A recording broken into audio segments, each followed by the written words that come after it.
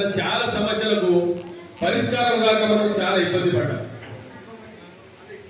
మళ్ళీ చాలా మందికి తెలియక మనం కోర్టులో కేసేసినాం. కోర్టులో కేసేస్తే 5 సంవత్సరాల 10 సంవత్సరాల దానికి న్యాయం జరిగింది కాదు.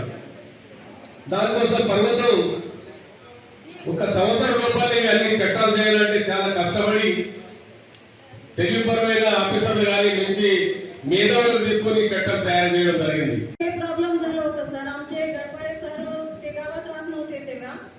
आमचं नवीन पासबुक आलेलं नाही. आम्ही कलेक्टर ऑफिसला पण ऍप्लिकेशन दिल्या, एमआरओला दिल्या, एमपीटी ऑफिसरला दिल्या, ग्रॅव्हन्सी मध्ये पण दिल्या आणि तिथं आम्ही याला हैदराबादला सेक्रेटरीला सुद्धा दिल्या, पण तिथून काही ऑप्शन भेटलं नाही सर. लास्टला आम्ही तुमचं गव्हर्नमेंट जमीन आहे का तुमची जाती आहे? घेतलेली आहे सर जमीन. घेतलेली आहे का? पळशीच्या लँड मध्ये आहे सर. पट्टा घेतलेला आहे? पट्टा घेतलेला आहे आणि सगळे डॉक्युमेंट्स आहेत, बँकचे स्टेटमेंट पण आहेत सर. बँक मध्ये ऑलरेडी आमचं तिथं लोन पण घेतलेले आहे. आता तुम्हाला जे आहे ते या భూభారతిमध्ये होऊन जाते. आज అన్న आज देऊन टाकाना सब. ఇంకొకటి నేను మర్చిపోయినా, ఇప్పుడు ఫస్ట్ నుంచి మన గ్రామానికి గ్రామ సభలు జరుగుతాయి. తహసీల్దార్ గారు ఆర్ఐ గారు వస్తారు. ఇక్కడ ఏం మాట్లాడామో అదే అక్కడ చెప్తారు అవగాహన అందరికీ. గ్రామానికి వస్తారు. అక్కడ సుఖమని పేపర్ ఇవ్వచ్చు. ఇక్కడనే తేలేదు ఎట్లా అవుతుంది బాధపడకూడదు. మన అన్ని గ్రామాలకు 1 నెల గ్రామ సభలు జరుగుతాయి. ఆ గ్రామంలో అక్కడే మీరు ఇవ్వచ్చు. అక్కడ సుఖం మిస్ అయితే మళ్ళీ తహసీల్ ఆఫీస్ వచ్చి ఇవ్వచ్చు. ఏం టెన్షన్ లేదు. అమ్మ మీది যে ఉన్నది సమస్య మీరు తర్వాత যে ఉన్నది మా పేపర్స్ ఇప్పుడు ఇచ్చేయండి. ఇలా ఇవ్వండి, మళ్ళీ మీ గ్రామంకి వచ్చినప్పుడు ఇవ్వండి. తప్పకుండా దాని సమస్య జరుగుతుంది. అక్కడ సమస్య ఏముందంటే సార్, మాది అక్కడ ల్యాండ్ మాకు ఒక బిగినర్ ఉంది సార్. ల్యాండ్ మేము ఇప్పుడు అది యూజ్ చేసుకొని తింటున్నాం. కానీ ఆన్లైన్ లో అది 35 గుంటలు ఉన్నది, 35 గుంటలు ఉన్నది. అయితే ఇంతకు ముందు నేను నాది అంటే వేరే ప్రాబ్లమ్స్ కూడా చెప్పొచ్చు అన్నారు. అందుకే నేను ఇక్కడికి వచ్చాను. అంటే మాది చిన్న ల్యాండ్ ఇష్యూ ఉంది, అంటే ప్లాట్ ఇష్యూ. మేము చాలా ఒక 25 ఇయర్స్ బ్యాక్ దాని ల్యాండ్ని తీసుకున్నాము. వాళ్ళ దగ్గర నుంచి అన్నీ తీసుకున్నాము.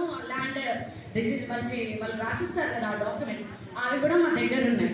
ఆ ల్యాండ్, ఆ డాక్యుమెంట్స్, అన్ని సర్టిఫికేట్స్ ఉన్నాయి. కానీ అది అందరు ఆఫీసర్స్ దగ్గరికి వెళ్తే మాకు ఇల్లు కడుతున్నాం, అందులో ల్యాండ్ ఫ్యూచర్ లో ఇంకా ప్రాబ్లం అవుతుందని మేము వస్తున్నాం సార్.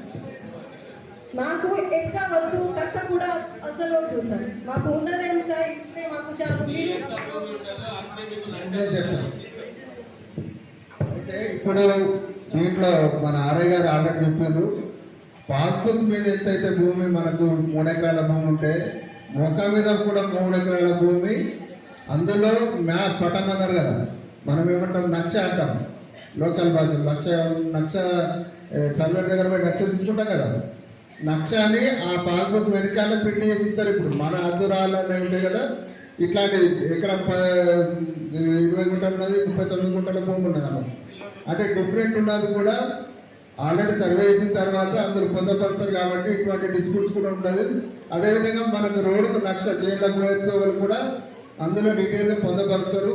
చాలా చక్కగా చట్టంలో చాలా యాక్ట్ కింద తీసుకొచ్చింది కాబట్టి చట్టం ప్రకారం ఉంటుంది. కాబట్టి ఈ 90% డిస్ప్యూట్స్ తహసీల్దార్ లెవెల్లో ఉన్న చిన్న సమస్యలు అన్నీ కూడా పరిష్కారం అయితే దీని మీద అప్పీల్ కూడా పెట్టిండు. ఆర్డీఓ లెవెల్ కానివ్వండి, కలెక్టర్ గారు కూడా. సార్ ఏమంటే ఇందాక మన గ్రామంలో ప్రతి గ్రామంలో గ్రామ సదస్సులు జరుగుతాయి. రెవెన్యూలు ఆర్డీఓ ఎలాంటి ప్రాబ్లంలు ఉన్నా ఈ చట్టం వచ్చినాక కూడా పాత ఏమైనా ప్రాబ్లంలు ఉంటే సంవత్సరం లోపు ఈ హక్కుల సవరణకు అవకాశం ఇచ్చింది ఈ చట్టంలో. పాత ప్రాబ్లంలన్నీ 1 ఇయర్ లోపు సవరించుకోవచ్చు. రెవెన్యూ డివిజనల్ అధికారి, జిల్లా కలెక్టర్లు ఈ దరఖాస్తులను పరిశీలించి నిర్ణయం తీసుకుంటారు. అంటే వీటిపైన భూభారతి చట్టంలో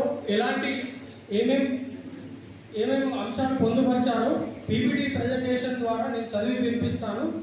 మీరు విజువల్గా చూడవచ్చు. అలాగే నేను చదివి వినిపిస్తున్నాను. ఇది కేవలం అవగాహన సదస్సు మాత్రమే.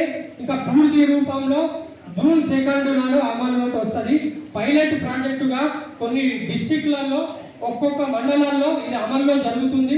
అక్కడ ఎలాంటి సమస్యలు వస్తున్నాయి, ఎలాంటి సమస్యలు ఇంకా మనం సాల్వ్ చేయాలా అనేవి అన్ని జూన్ 2 నాడు అన్ని అన్ని వాటిలో పొందుపరిచి పూర్తి స్థాయి చట్టం అనేది జూన్ 2 నాడు మనకు అందుబాటులో వస్తుంది.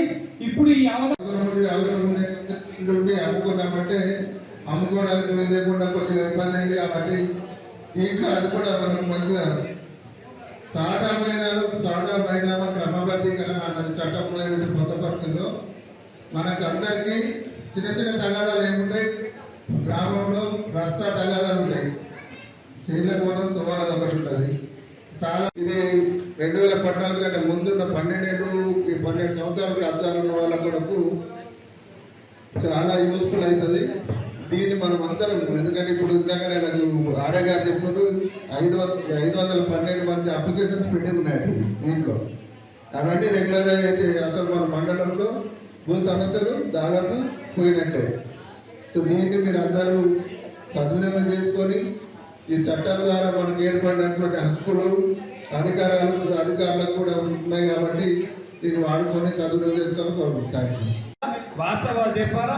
మన గ్రామంలో ఉన్నటువంటి గుడుల భూములు, మన ఊరిలో ఉన్నటువంటి బడుల భూములు కదా, బడి భూమి బడికే ఉండాలా, గుడి భూమి గుడికే ఉండాలా, పేదలకు ఇచ్చిన భూములు పేదలకే ఉండాలా, అదేవిధంగా మనకు రాజారులకు ఇచ్చిన భూములు రాజారులకే ఉండాలా. గ్రామానికి కంఠం శ్మశాన వాటికి ఉంటుందా అమ్మ? ఉన్నప్పుడు మంచి పనులు చేస్తే పోయినాక పెట్టేది శ్మశాన వాటిక. శ్మశాన వాటికని కూడా ఆక్రమించే దౌర్భాగ్యులు ఉన్నారు. వాళ్లకు సహకరించే నా కొడుకులకు కూడా ఒక్కసారి ఆత్మవిమర్శన చేసుకోవాల్సిన అవసరం ఉన్నదని తెలియజేస్తూ